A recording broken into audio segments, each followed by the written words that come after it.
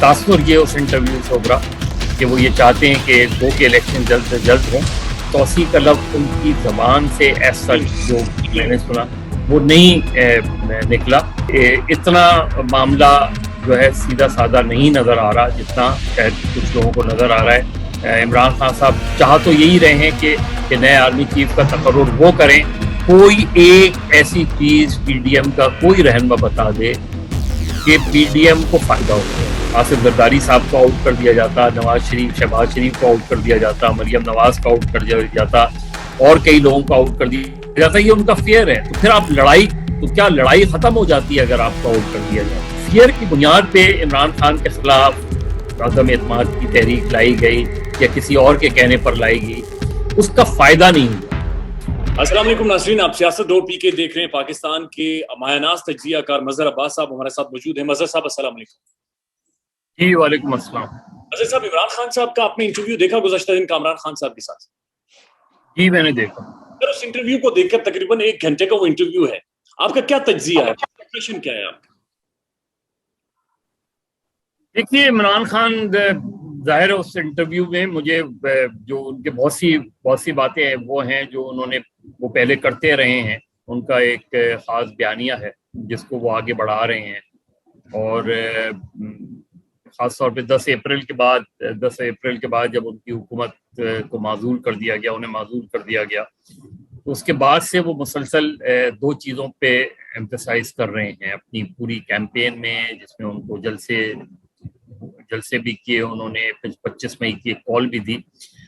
एक तो ये कि ये इम्पोर्टेड हुकूमत है, ये उनका एक ख़ास टर्म उन्होंने उसके बाद, और उसके पीछे उसका पस मंज़र उन्होंने वही बयान किया है कि जी अमेरिका ने उनकी हुकूमत का खात्मा किया है। लेकिन उसके साथ उन्होंने सहूलतकारी के तौर पे एक तरफ तो उन्होंने पीडीएम के लीडर्स को, जो है उस वक्त की जो अपोजिशन थी, उनको वो इल्ज़ाम देते हैं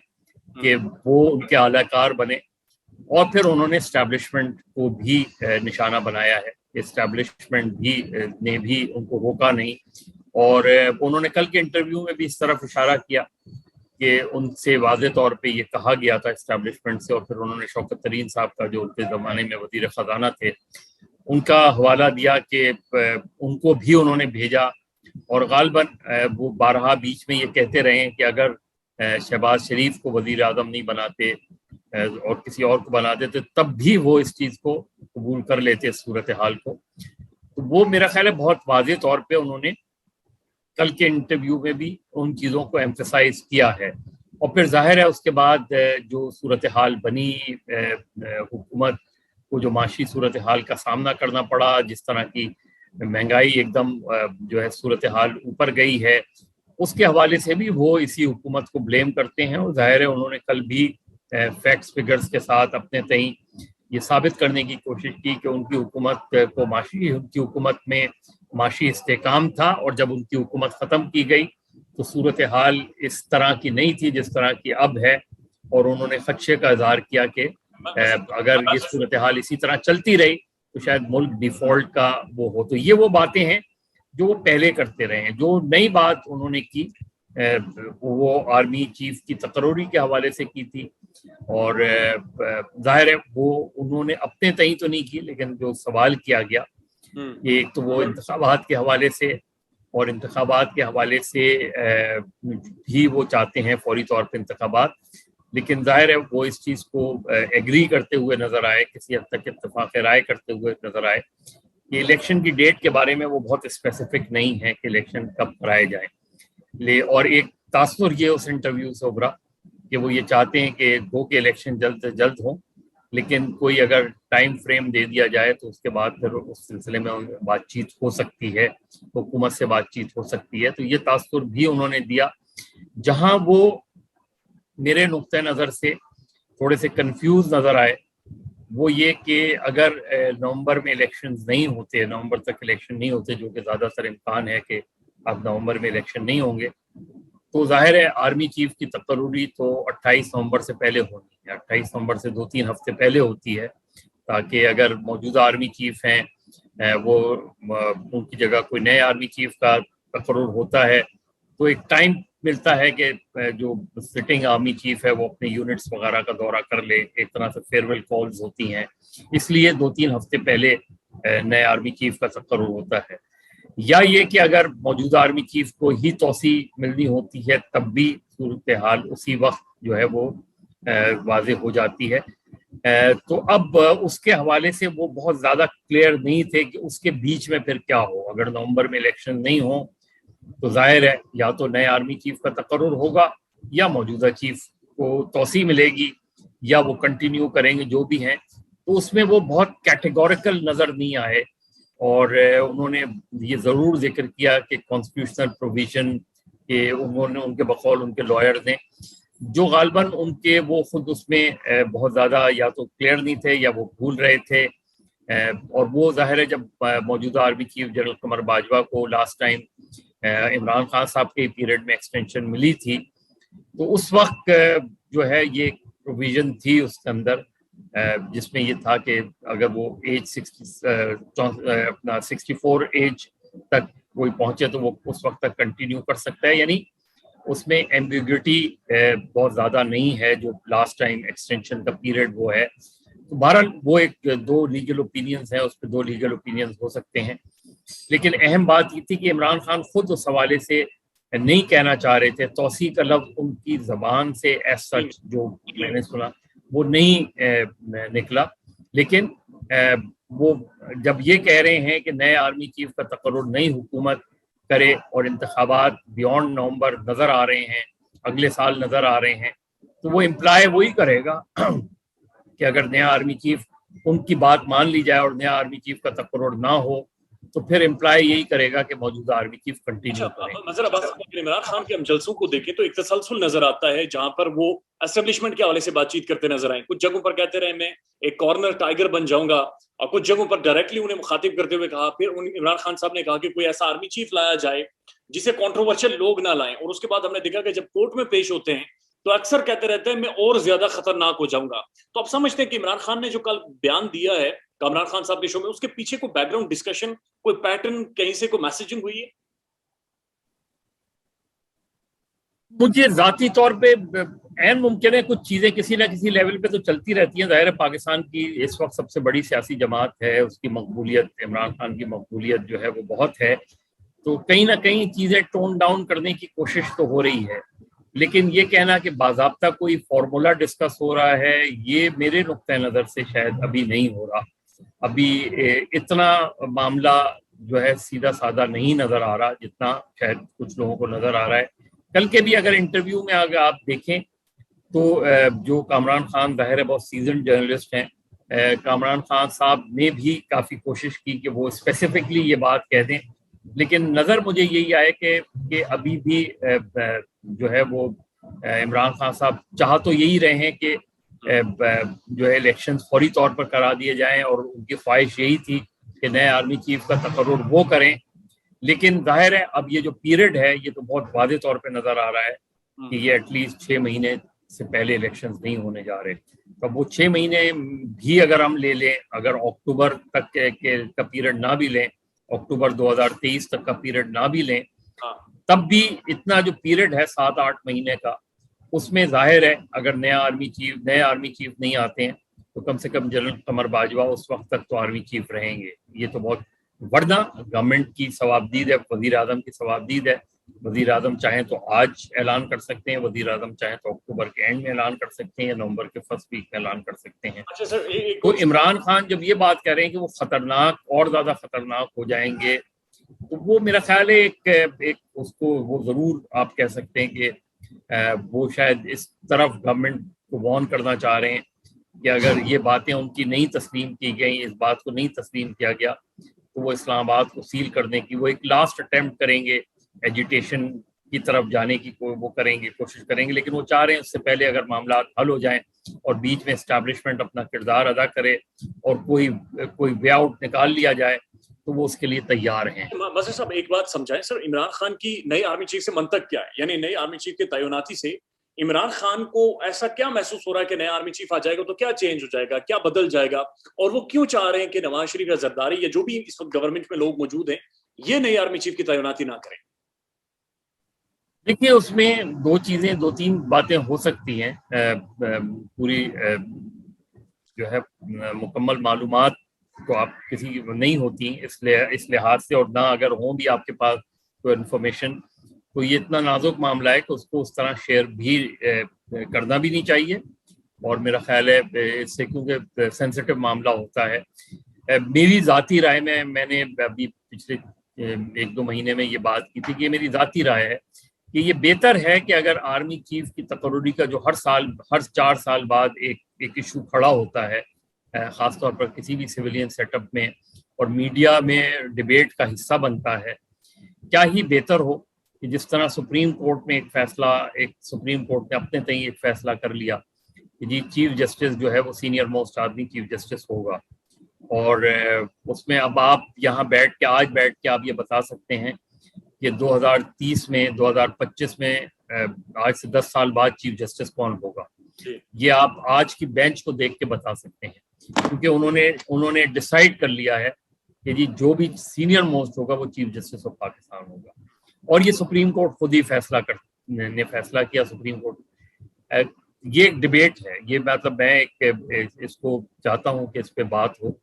کیوں نہ آرمی چیف کے تقرر کا معاملہ آرمی پر ہی چھوڑ دیا جائے،